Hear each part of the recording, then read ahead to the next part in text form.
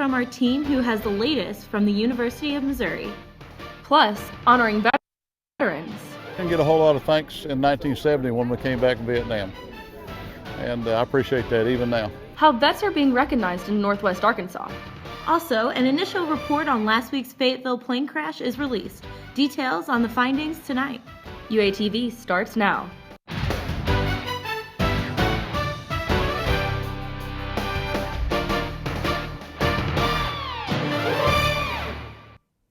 Welcome to another edition of UATV News. I'm Blakely Broughton. And I'm Megan Benikovic. Thanks for joining us. We start tonight with a second report in a week of a pedestrian being hit by a car on campus. According to Captain Gary Crane of UAPD, a student was walking across a crosswalk on Razorback Road when he was hit. The student was transported to Washington Regional Medical Center with injuries that were not life-threatening. Crane says today's accident was caused by two distracted people and warns all drivers and pedestrians to be cautious when walking through campus. Police have arrested a suspect in Lake Fayetteville Trail assault incident. The Fayetteville Police Department have arrested Richard Leroy Turner of Lowell. In September, a female jogger was assaulted on the Lake Fayetteville pedestrian trail. According to police, objects at the scene were examined and a DNA profile was compared to a database of known offenders. Officials say when the file matched a convicted sex offender, they immediately applied for an arrest warrant. Protests and resignations have thrust the University of Missouri into the national spotlight. UATV's Chris Redfern is live in Columbia with the latest. Good evening. Thank you for joining us for our special live coverage here from the University of Missouri in Columbus. I'm here at Tiger Plaza. Behind me, you can see the school's mascot, as well as Jesse Hall, one of the school's primary administrative buildings. The lawn in between them is actually where we've been seeing those images of the tent set up, and it was really the epicenter for most of the protesting that's been happening over the past week or so, including the hunger strike that was going on. The news continues to develop on this story. Today, there's been 2 arrests made for terroristic threats, both through the social media app Yik Yak. One of them was made by a gentleman named Hunter Park. They arrested him early this morning around 2 a.m. He was actually made that threat near Lake St. Louis, which is about 90 miles away from here. He was going to a sister school of Mizzou. The other gentleman who we just found out about right before we came on air, his name is Bryce. Oh, excuse me. I'm sorry. I'm going blank on the name. We'll have more information on that arrest later on in the broadcast. He was arrested for the same thing as well. I'm going to have an update later on in the broadcast. I'll be sure to get that name to you, as well as an update on what's going on here on campus. Reporting live for UATV, I'm Christopher Redfern. Back to the desk. Thanks, Chris. We'll have another update from Columbia later tonight. The impact of events at Mizzou are being felt on the U of A campus as well. Interim Chancellor Daniel Ferriter issued a statement urging the campus community to recommit to working for justice, equality, and inclusion for everyone. That we have those issues, but to say that these issues are solved, I think that's hiding your head in the sand. And I think the minute you believe that issues of equality and justice are solved, tomorrow they're unsolved. So you have to stay with it. The full interview, visit uatvonline.net. Well, today is Veterans Day, but the celebration in Fayetteville kicked off with a parade on Sunday in downtown. More than 100 people participated in the parade, including active duty military, several veteran organizations, and marching bands from local high schools and universities. 1970 when we came back from Vietnam. And I appreciate that even now. The parade acknowledges the painful part of veterans' histories and also their victories. Attendants enjoyed games, snacks, and lots of candy. Donald W. Razorback Stadium is trading in Razorback Red for green. But just for tonight, UATV's Blair Peterson is live with more. That's right, guys. Donald W. Reynolds Razorback Stadium traded in the red, as you can see, for the green. Earlier, we were out here taking pictures, and I know it might be hard to see via pictures or video, but the whole stadium behind me is green. The athletic department teamed up with Walmart for their first annual Green Light a Vet campaign. This is for today's Veterans Day, and this is to honor all veterans across the nation. And green is known to be the color of well-being, and the term green light is usually known to mean activating forward movement. So Walmart and the University of Arkansas Athletic Department encourages everyone to come out here, take pictures, post them on social media, and hashtag #GreenLightEvent. Guys, back to you. Those who want to participate in the Green Light Event initiative are encouraged to exchange one of their light bulbs for a green light in a visible location. The U of A is also honoring vets with a free meal. This morning, the Veterans Resource and Information Center hosted its 3rd annual Veterans Day breakfast. In addition to recognizing those who have served, Director Erica Gamboa says it's a way to inform the campus community about the center. We also work with military families who are dependents and coming to the university here on some type of benefit. We provide scholarships. We network with the community, with the university as a whole. But it's such a big campus, still people don't know who we are. More than 900 U of A students are veterans. The university will conclude its Veterans Day festivities tomorrow with a dinner. Lieutenant Governor Tim Griffin will be the guest speaker at the 4th annual Razor Vets Banquet. Griffin is serving in his 19th year with the U.S. Army Reserve. He was deployed to Iraq and holds the rank of Lieutenant Colonel. As important as it is to honor vets past, it's also important to consider their future. Veterans Healthcare System of the Ozarks is hosting a public town hall meeting November 17th on its Fayetteville campus. The event is free and no registration is required. Well, it's been a pretty windy afternoon here in Fayetteville. Let's head outside to UATV's Amanda Simmons to see if the wind has died down. Hey guys, it is currently 61 degrees out here and clear skies. However, as you can tell out here on deck, it is extremely windy with over 15-mile-per-hour winds. There's also going to be a 0% chance of rain tonight that will continue throughout tomorrow, so we'll see sunny skies all day tomorrow. The temperatures will continue to fall tonight until it reaches about 45 degrees at midnight.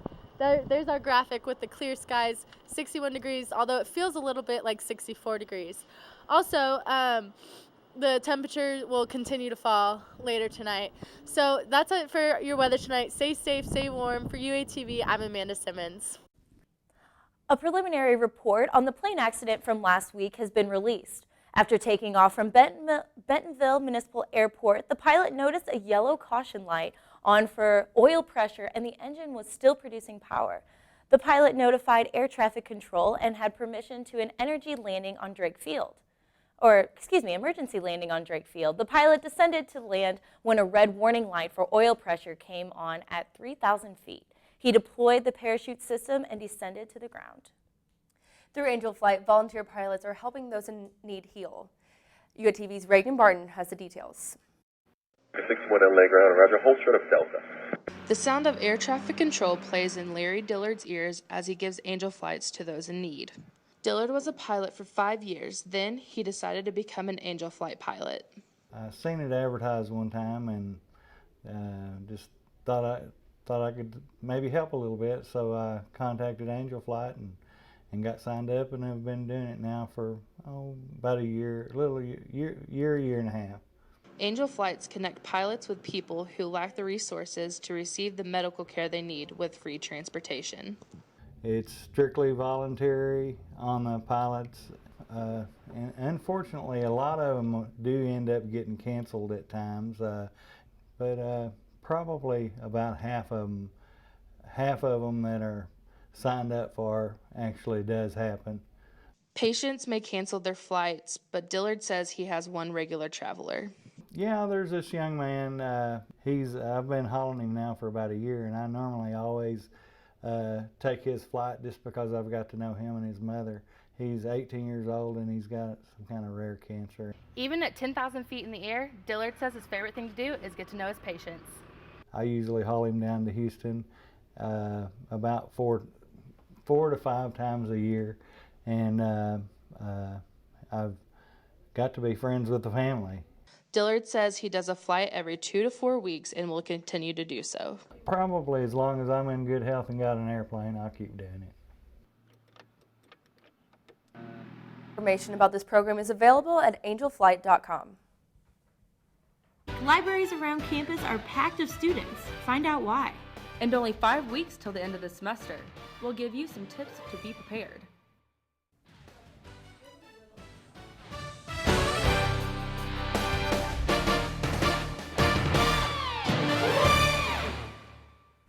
Well, Yoakum Hall is overbooked this year, causing a change for students who depend on study areas connected to their dorm rooms. UATV's Ty Richardson has more.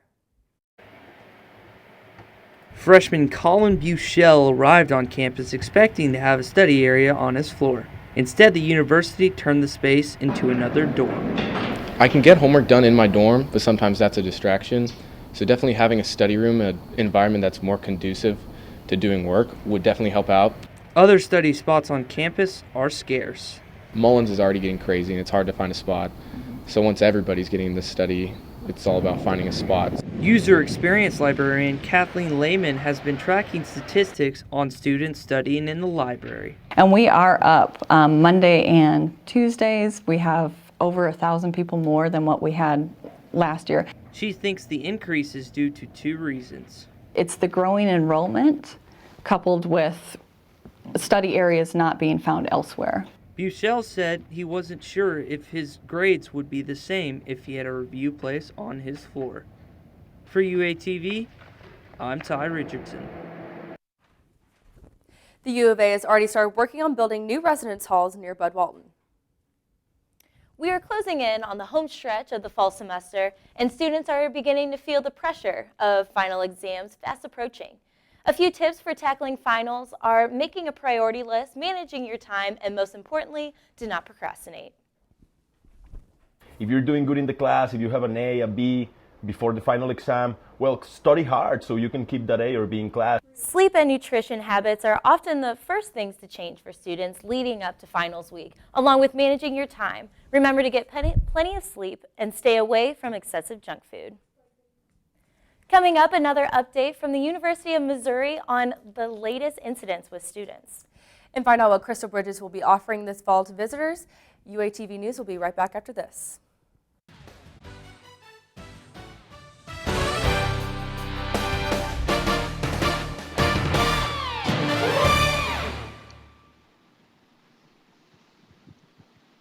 With an update on the latest incidents at the University of Missouri. Chris? Welcome back to our live coverage here from the University of Mizzou in Columbus. The gentleman whose name earlier, I didn't want to get it incorrect, his name is Bryce Stottlemyre. He was arrested for that same charge, terroristic threatening, on the social media app Yik Yak. That was made at Northwestern Missouri State University, again, quite a distance away from here. We're going to continue our coverage over the next couple days here from Mizzou. I'll be back here tomorrow night as well. Because while the hunger strike may be over and the school's president has resigned, issues certainly are not completely resolved here at Mizzou. There was actually supposed to be a march. It was going to take place tonight at 5:30. That got canceled due to some inclement weather, so we're waiting to see if maybe that gets rescheduled for tomorrow. I do encourage you to follow us on Twitter. We are going to be diligently tweeting out every little bit of information we can until our broadcast tomorrow night. That's going to do it for us here from Missouri. I'm Christopher Redfern. Have a good night. Hey, thanks guys. As you can see up here on our surface map, we actually have a lot going on. Over here you can see Tropical Storm Kate is leaving the U.S. and headed more towards the Atlantic Ocean. Right around here is the area I want you guys to focus on though, because this high front and low front area, we can see a lot of action happening. In our next map, the winds, you can see where it's going actually a lot of circular motion here. We've got severe thunderstorms, even a tornado watch up here. Closer in the Illinois, Kansas, Missouri area, you can see high winds, almost 45 mile per hour winds. We only had 15 mile per hour winds out earlier, so I can only imagine what they must be feeling like. Down here in northwest Arkansas, the winds are actually a little more spread out, so we won't see that bad of an area.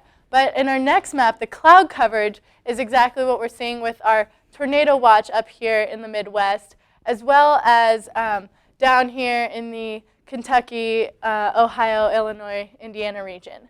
Our current temperatures for the week, though, aren't looking too bad. We've actually got 72 degrees up in Little Rock. I think that's a first for November.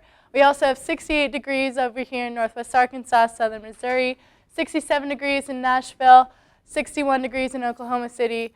Down there in Florida, still reaching 81 degrees. They must be having a great winter. Now we've got our 5-day forecast coming up, where you can see on Thursday we're going to have 60 degrees, and sunny skies, which is awesome. 0% chance of rain, a low of 32. On Friday, we'll be seeing similar weather with sunny skies and another 60 degrees. And then on Saturday, we'll actually be seeing 62 degrees with a low of 42 and partly cloudy skies. And on Sunday, we'll be seeing rain, actually. So it's going to be a rainy Sunday, perfect for a movie, stuff like that. Maybe not kind of a chill day with 55 degrees as well. So it's going to be kind of colder, chillier, rainier. But on Monday, we'll be seeing some more rain and 58 degrees with a low of 50 degrees. So watch out for that on your way to school on Monday. It'll be AM showers, but it should clear out throughout the day. That has been your weather for right now. I'll come back and look at tomorrow's weather through the hour. Thanks, guys. For many students on campus, the search for that perfect summer job or internship is beginning. For some, that search included a trip to the Nonprofit and Government Professions Fair today.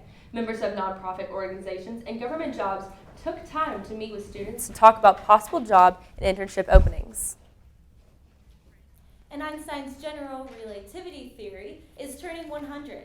To celebrate, university programs hosted a Celebrating Einstein event today. A physics professor gave a humorous look at Einstein's life the year after he completed his achievement. Although it's still fall, some are already looking forward to spring.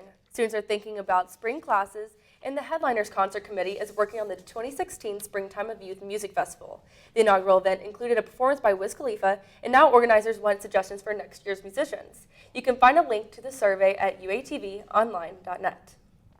Students can also impact the university by joining the Student Alumni Board. The group now has applications available for 2016. Informational sessions are scheduled for November 17th and 18th. Applications are due by 5 o'clock, November 19th. Today marks the 4th anniversary of the opening of Crystal Bridges Museum of American Art. Today is also the first day the public can view Frank Lloyd Wright's Bachman Wilson House. There is no cost to view the house, which will be open during the museum's public hours. Advanced tickets are required and may be reserved through guest services. Disney is bringing Star Wars back to the big screen. Now the media superpower wants to bring professional football to LA. And an update on sports when UATV News returns.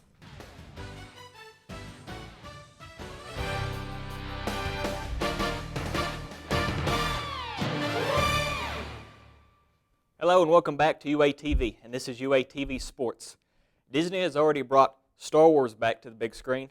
They already have Marvel, they have Mickey Mouse, and now they want to bring Los Angeles, an NFL team. But not just one, but two. They've already done it when it came to the world of hockey with the Anaheim Ducks. But now it's been 2 decades since an NFL team has graced LA, but now they're coming back.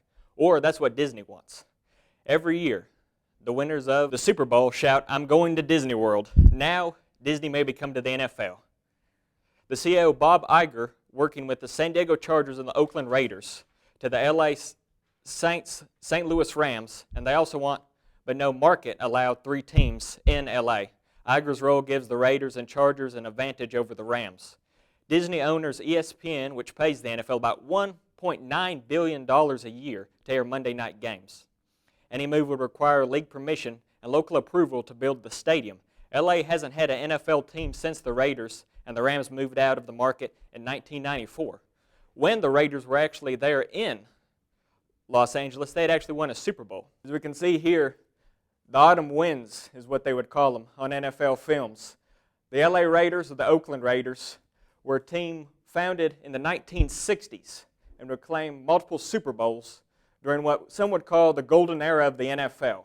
Also tonight, we'll have NBA basketball as the Clippers face off against the Dallas Mavericks. Also in sports, we had multiple hockey games over the last day. That included Toronto beating the Dallas Stars and the Winnipeg Jets falling to the Minnesota Wild. This Thursday, there'll be NFL football, and continuing on to Saturday, college football and NFL football on Sunday. That has been your brief UATV Sports. Now we're going to break, and we'll be back with your future weather.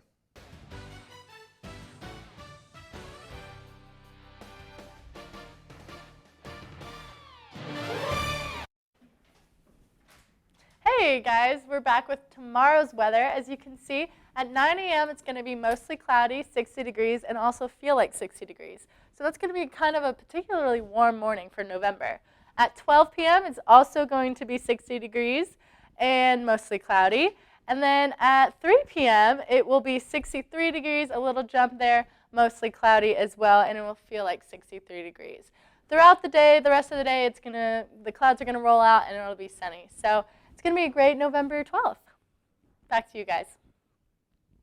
Well, I can definitely live with that sunshine. Well, thanks a lot for joining us tonight. I'm Megan Bedenikovic. And I'm Blakely Braun. Remember to follow us on social media and also find more stories online.